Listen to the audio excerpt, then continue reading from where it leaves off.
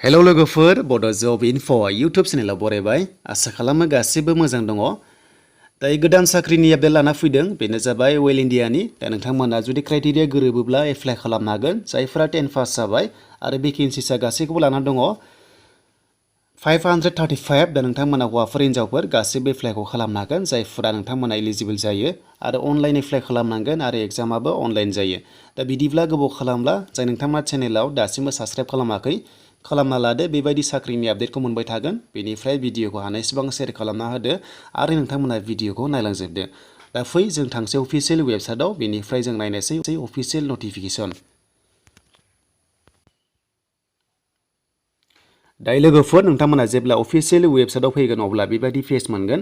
बेनिफ्राय लिंकखौ नोंथांमोना डिसक्रिपसनाव मोनगोन। दा बेयाव जोङो फैनानै अनलाइन एप्लाइखौ खालामनो हायो आरो एप्लाइ खालामनाय भिडिअ नोंथांमोननि गेजेराव लाना फैगोन नेक्स्टआव। नोंथांमोना नायनो दाबाव। दा गोबाव खालामला जों नायनोसै अफिसियेल नटिफिकेसन जे बेसेबां थायोब्ला जोङो फरायनाया जों एप्लाइ खालामनो हागोन आरो मा डिप्ल'मा नांगौ नोंथांमोना भिडिअनि गेजेरजों गासैखौबो मिथिलांबाय थागोन। स' बेखायनो भिडिअखौ नोंथांमोना जोबजासिम नायलांदो।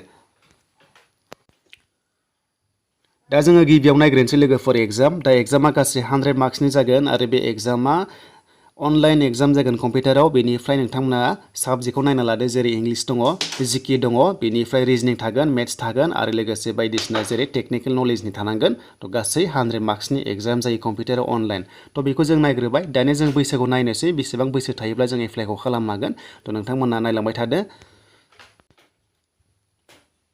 स' लोगोफोर बैसोआ जोंनि एससि एसटिफ्रा 18निफ्राय 35 इयार्ससिम एप्लाइ खालामनो हागोन बे पस्टनि थाखाय। नोंथांमोना दासिम जुदि 35 इयार्सनि जुदि गेजेराव दङब्ला स' नोंथांमोना एप्लाइखौ खालामदो बे पस्टनि थाखाय।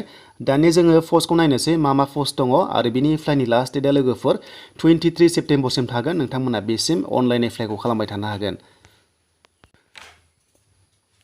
थ' दानिया जों नायनोसै बेयाव ग्रेड 3 पस्ट जागोन बे गासैबो। बेनिफ्राय बिनि भेकेन्सिसा नैबाव दङ, नैबे लाइनथिं दङ। बेनिफ्राय जोङो नायनोसै बिनि सेलारि। दा सेलारिया जोबोर बुरजा 26,000निफ्राय जागायनानै 90सिम जायो 1000 पार मान्थ नोंथांमोना मोनबाय थागोन। दा बे गभर्नमेन्ट जब, नोंथांमोना गभर्नमेन्ट जब मोनगोन ग्रेड 3आव आरो बियो फरायनाया नोंथांमोननि फरायनाया 10 पास जानांगोन आरोना। थ' बेनिफ्राय थांसै नेक्स्टआव। दा नैबे पस्टआ दङ, फार्स्टआव पस्ट कड दङ सिरियाल नाम्बार 1। दा बेयाव दङ इलेक्ट्रिसियान ट्रेड। नोंथांमोना जायफोर माने बेयाव डिप्ल'मा लानाय दङ एबा नोंथांमोना कचिं लानाय दङ गभर्नमेन्टनिफ्राय, थ' बे पस्टनि थाखाय नोंथांमोना एप्लाइ खालामनो हागोन आरो बे जाबाय 10 पासफोरनि। थ' बिनि भेकेन्सिसा दङ गासै 38 दङ आरो एसटिफ्रा दङ 04 दङ। दा आनरिजार्भआव दङ 19। बेनिफ्राय बे जाबाय नै लोगोफोर नोंथांमोना भेलिड माने electrical workman permit part 1 class 1 class 2 बेबायदि थानांगोन आरो। थ' अब्लानो बे पस्टनि थाखाय एप्लाइखौ खालामनो हायो। स' बे जाबाय। दानि सेकेन्ड पस्टआव फैनोसै। दा सेकेन्ड पस्टआव दङ फिटार। जायफोरा फिटाराव खालामनाय दङ डिप्ल'मा नोंथांमोना एप्लाइ खालामनो हागोन आरो बेनि क्वालिफिकेसना 10 पास जानांगोन। थ' गासैयावबो 10 पास जानांगोन। स' बे जाबाय दानि भेकेन्सिसा दङ 144। बेनि गेजेराव जोंनि एसटिफ्रा दङ 17। थ' बेयाव दङ। बेनिफ्राय नाम्बार 3आव फैबाय। दा नाम्बार 3आव दङ मेकानिक मटर भेहिकेल ट्रेड। दा बेयाव दङ भेकेन्सिसा 42। बेनिफ्राय एसटिफ्रा 05 दङ आरो नेक्स्टआव फैबाय दानिया मेकानिक्स ट्रेड। दा बेयावबो 10 पास जानांगोन, जायखिजाया गासैयावबो 10 पास जानांगौ। बेनिफ्राय 13 दङ आरो नोंथांमोना जायफ्रा बिनि सायाव डिप्ल'मा लानाय दङ अब्लानो एप्लाइ खालामनो हागोन। दा बेनिफ्राय नाम्बार 5, 6आव नायनोसै। दा नाम्बार 5, 6आव दङ मेकानिक डिजेल ट्रेड आरो बेनिफ्राय लास्टआव दङ इलेक्ट्रनिक्स मेकानिक ट्रेड। थ' नोंथांमोना 10 पास जादोंब्ला आरो बेयाव नोंथांमोना ट्रेड लानाय दङब्ला एप्लाइखौ खालामनो हागोन। भेकेन्सिया 97 आरो 40 दङ। दा जों गाहायाव थांनोसै आरो माखासे दंबावो ग्रेड 3 लेभेलनि बेबो पस्टआ। दा बेयाव नै नोंथांमोना नुनो मोनदों पस्ट क'डआ आलादा जागोन बेनिया। दा बेयावबो 10 पास जानांगौ। बेनिफ्राय 2 इयार्स डिउरेसन खालामनाय जानांगोन। बेनो जाबाय नोंथांमोना सेकेन्ड क्लास बयलार एटेन्डेन्ट सार्टिफिकेट दङब्ला एप्लाइखौ खालामनो हागोन बेयाव। आरो लोगोसे 8, 9, 10 दंबावो। थ' बे टार्नार ट्रेड आरो लोगोसे ड्रग्समेन, बेनिफ्राय इन्स्ट्रुमेन्ट मेकानिक बेफोरबायदि गासिबो दङ। दा जायफोरा बेफोरनि सायाव डिप्ल'मा लानाय दङ 10 पास जानानै अब्ला बे पस्टनि थाखाय एप्लाइखौ खालामनो हायो। स' बिदिब्ला जों थांसै नेक्स्टआव। दा नेक्स्टआव दंबावो 11, 12, 13, 14। बेयावबो 10 पास नोंथांमोना खायसे 10 पास नुदों आरो खायसेयाव 12 पास।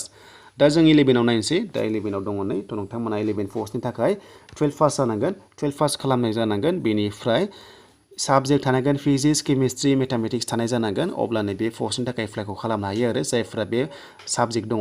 आरो बेनिफ्राय नोंथांमोना ट्रेड सार्टिफिकेट सार्भियर दङब्ला एप्लाइ खालामनो हायो। बेनिफ्राय वेल्डार ट्रेड दङब्ला हागोन। IT, NE, SM दङब्ला एप्लाइखौ खालामनो हागोन। थ' दानिया लोगोफोर सोर बे एप्लाइ खालामनो हागोन नोंथांमोना नायदो दा बेयाव अल आसाम केन्डिडेट एप्लाइ खालामनो हानाय नङा जाय बिथांमोना डिब्रुगड़ बेनिफ्राय तिनिसुकिया आरो शिबसागर आरो मोनसे चराइदेउनिफ्रायबासो बे पस्टनि थाखाय एप्लाइखौ खालामनो हागोन गुबुन डिस्ट्रिक्ट एबा गुबुन जायगानिया बे एप्लाइ खालाम स' एप्लाइ खालामनो हानाय नङा नोंथांमोना नेक्स्टआव मोनगोन मोजां भेकेन्सि नेक्स्टआव मोजां भेकेन्सि फैयोब्ला गासिबो एप्लाइ खालामनो हायोबा आं नोंथांमोननि भिडिअ खालामना दिन्थिगोन स' लोगोफोर नोंथांमोना चेनेलाव फैनानै मोजां मोनदोंबा लाइक कमेन्ट शेयार आरो गोदानै फैदोंबा चेनेलाव साबस्क्राइब खालामनानै लादो